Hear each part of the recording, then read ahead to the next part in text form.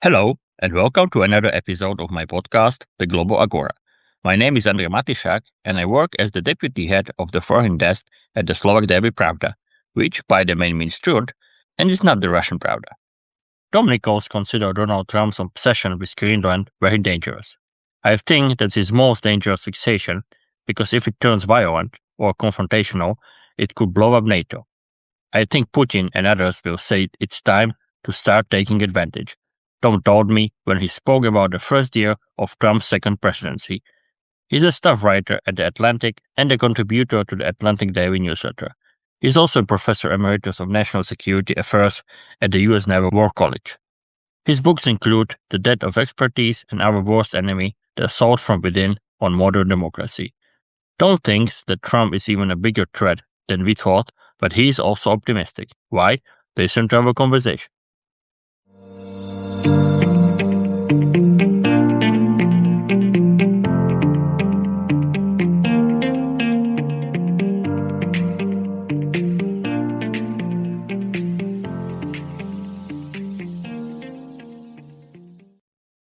If you enjoy what I do, please support me on Coffee. You can find the link in the description of this episode. And now, on to the new debate. Tom, when we spoke before the presidential elections in 2024, you told me that you consider Donald Trump an existential threat to American democracy. What has the first year of Trump's second presidency shown us about the state of American democracy? Well, that he was a greater threat than any of us even guessed. But I'm also optimistic. His first 3 or 4 months, he came in with a team that was very dynamic and powerfully aimed at destroying American democratic institutions. He went after universities, law firms, the media, changes in the military, the FBI, the security forces. The problem is that his people are incompetent. They tend to fight with each other more than they fight with anybody else. And I think a year later, I'm really surprised by how quickly all of it fell apart. The attempts to prosecute Trump's opponents, for example, have all turned into tremendous embarrassments. All the charges have fallen apart. They've been ridiculed in court. Trump's attempt to send troops into the streets has had to be pulled back because the courts and even the Supreme Court have been, not supported him doing that.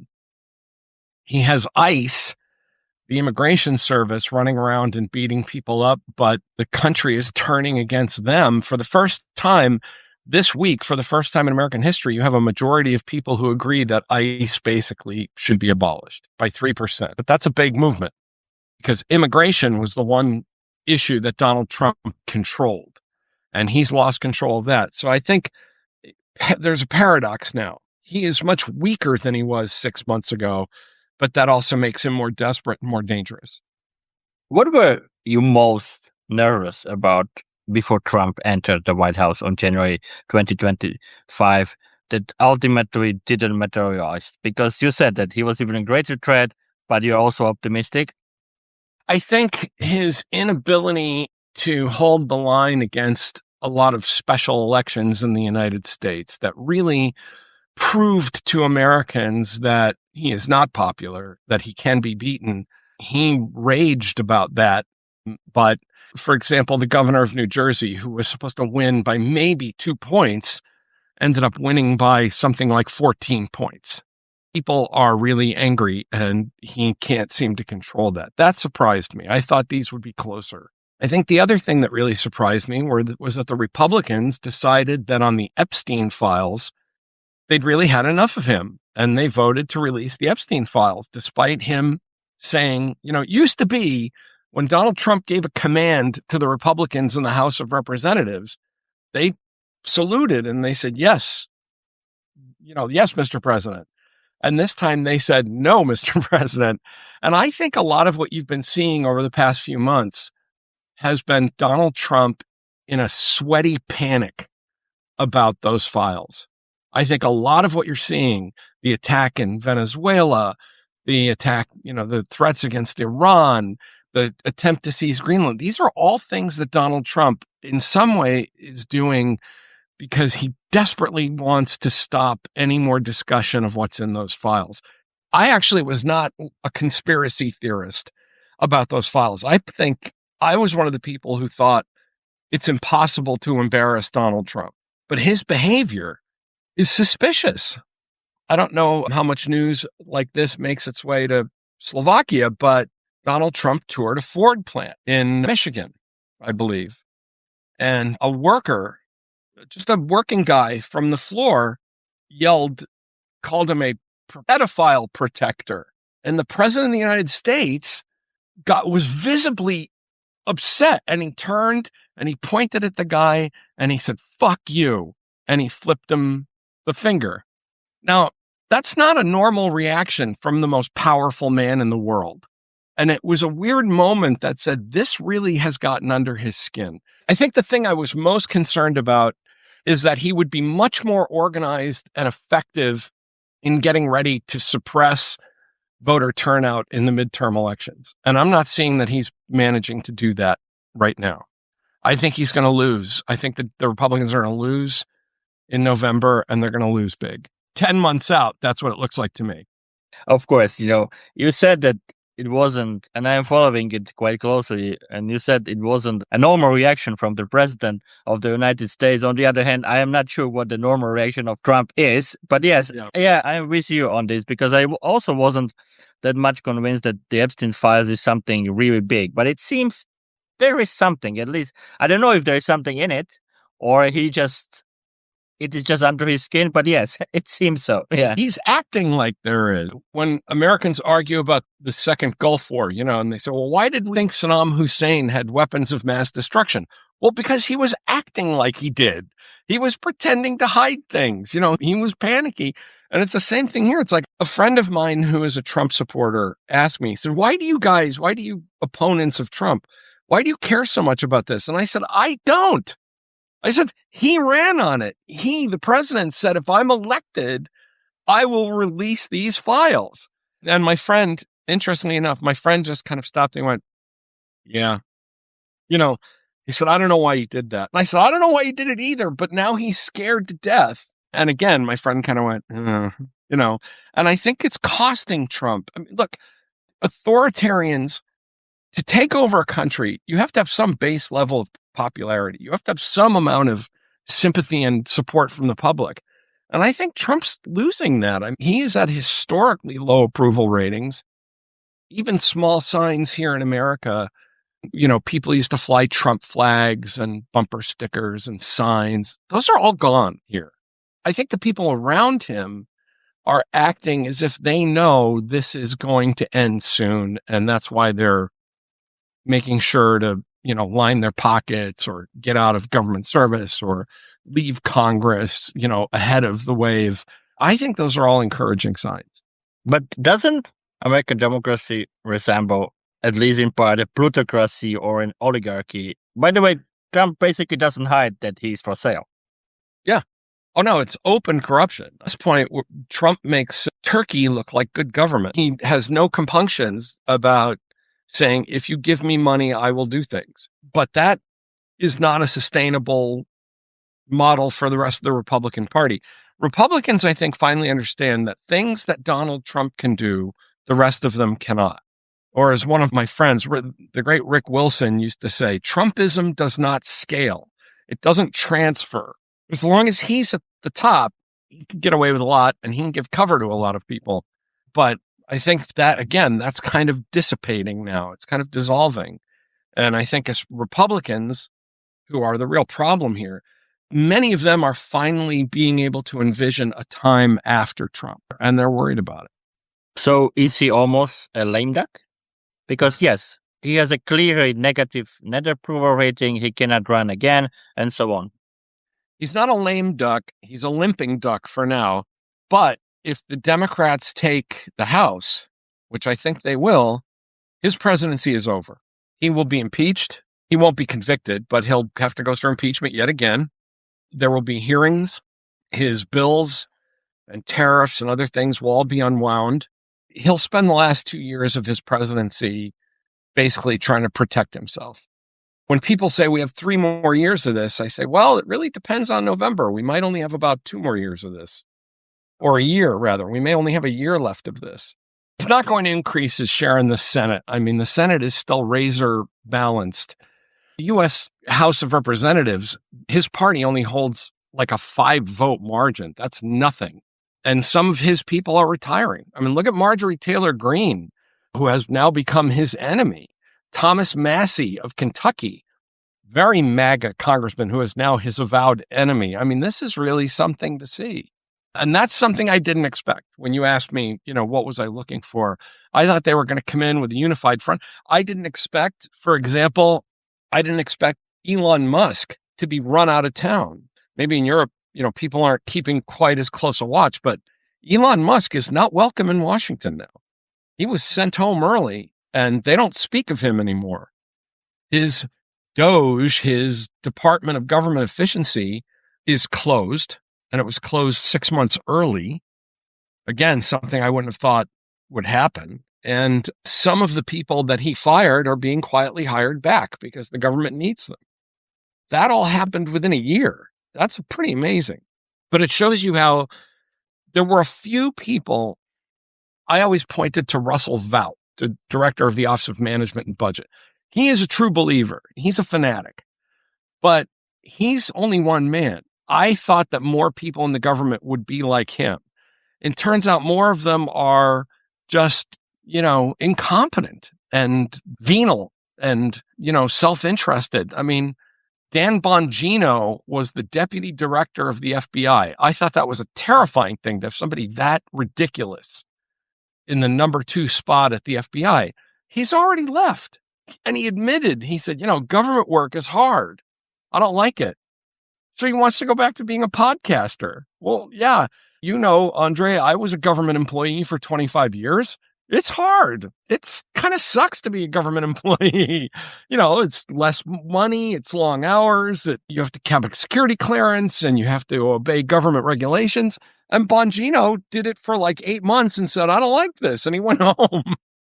I have to say, I did not expect that from 2 guys, he and Kash Patel. I expected them to come in and say, we're going to destroy the FBI from the inside. We are going to take this organization apart. And Patel has been off in Las Vegas and in Nashville visiting his girlfriend, and Bongino quit. And I'm like, well, okay, maybe they weren't so dedicated. Tom, we just saw what happened in Minneapolis, where Renee Nicole Good, a 37-year-old mother of 3, was shot 3 times and killed by a federal ICE agent. I hear warnings that ICE, and you mentioned ICE before, but I hear warnings that ICE could become something like a Trump's personal force, which he might also use to disrupt the midterms if needed. What do you think about the killing of Renee Nicole Good? My personal opinion is murder. My father and my brother were both police officers, and so many things those guys did were just not standard police behavior. You don't just walk up to the window of a car and pull on the door. She was given conflicting orders. Stay, get out, move. But to stick your gun in the window and shoot someone in the face, to me, was murder. And I think this is an important moment in America because I agree. I think Trump wants to use ICE as his kind of private force of thugs. But I think America turning against ICE really matters. You have people in Minnesota saying, the mayor, pardon me for swearing, I don't know how much we swear on these podcasts, but get the fuck out of my city. I'm sure Trump may well try to use ICE to intimidate, especially minority voters, but there just aren't that many of them. And it's a big country. I think in a sense, ICE going hard over the way they are now actually undermines that possibility in the future because now people have deformed a view of ICE, that these guys are dangerous thugs, that the government lies about them, that they don't belong in these cities. Again, I'm kind of less worried than I was 6 months ago because I think they screwed up. So looking at Trump's foreign policy, he, of course, didn't stop the Russian war against Ukraine in 24 hours. Did he achieve at least something positive regarding this? In Ukraine? Yeah. Every time Trump says he's achieved something in Ukraine, Putin, makes the point by throwing drones into Kiev and killing civilians. I think the Russians are fed up with Trump. They really don't care what he has to say about anything. He was useful to them at various points, but now none of these guys know what they're doing. Steve Witkoff does not know what he's doing. And so the Russians now are just pursuing this. I wrote about this in Trump's first term. The world is now acting as if Trump doesn't exist, as if America doesn't exist. I don't think Trump's moved the needle in any significant way. I think Zelensky has played this very well to say, I'm willing to negotiate. Here's my points. Here's the plan. We're very close. Trump loves that kind of talk. But the guy that doesn't want peace is Putin. So I don't think he's really achieved very much here. So I will try to summarize Trump's foreign policy a bit. Of course, Trump is imposing and withdrawing tariffs via true social posts.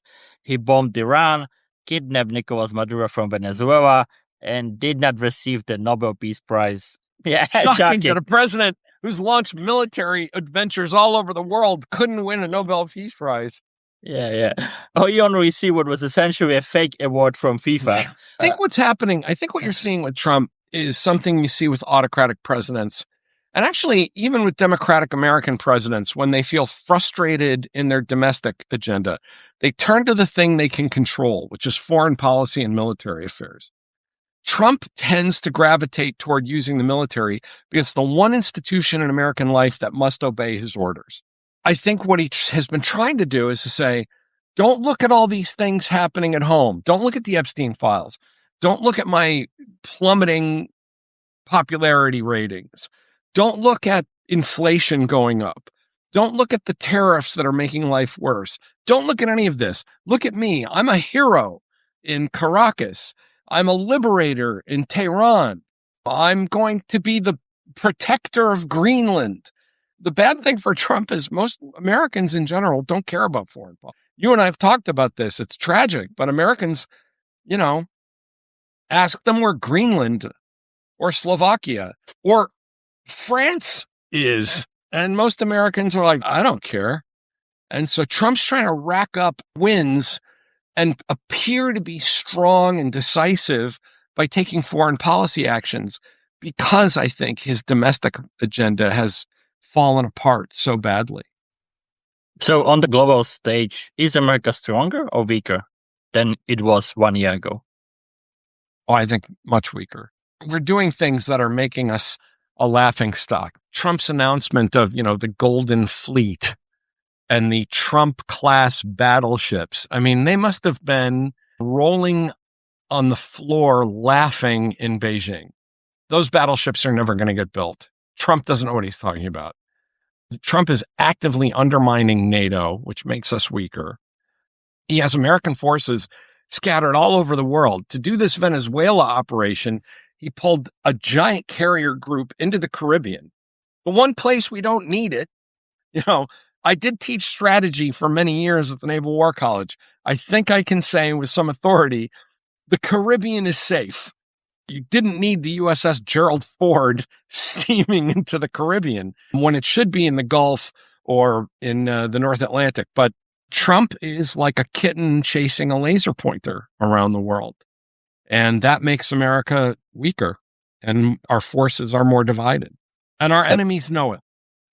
In an interview with the New York Times, Trump was asked whether there are any limits to his power. He said he doesn't need international law and is constrained only by his own morality. But Trump's morality is largely non-existent. And he's surrounded by some far-right ideologues, such as White House Deputy Chief of Staff Stephen Miller. Will the United States officially become a neocolonial imperialist country? He claimed the Western Hemisphere for him. Yeah. Miller is he is basically the prime minister now. Some of my colleagues in academia, outside of journalism, but some of my friends that are watchers of Trump, they wonder if he meant to say his own mortality rather than morality. Like the only thing that stops him is, as long as he's alive, he can do anything he wants. He has since said, no, I have very good morality. Now, Donald Trump advertising that he has good morality should tell you where we are in this.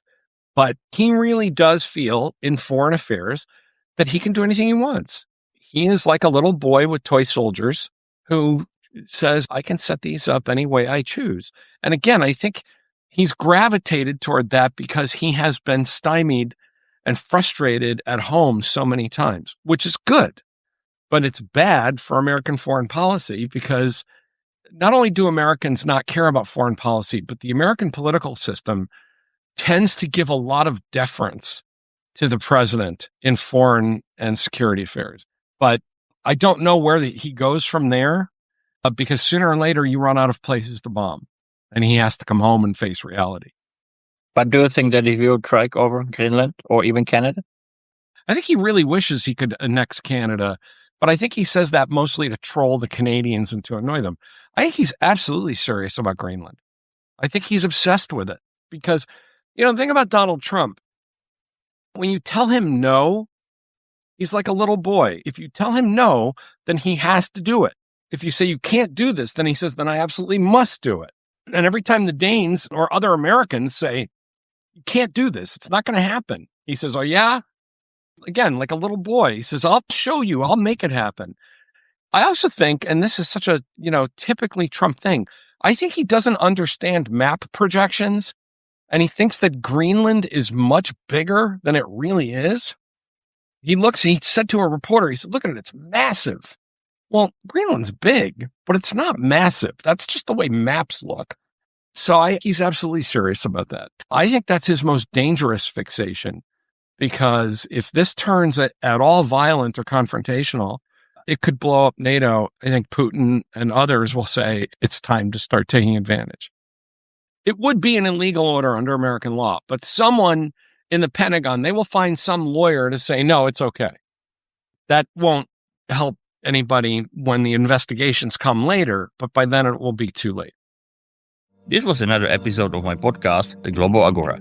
Subscribe and listen on Spotify, Apple Podcasts, and other platforms. If you enjoy what I do, please support me on Ko-fi. The link is in the episode description. Thank you for listening and stay tuned.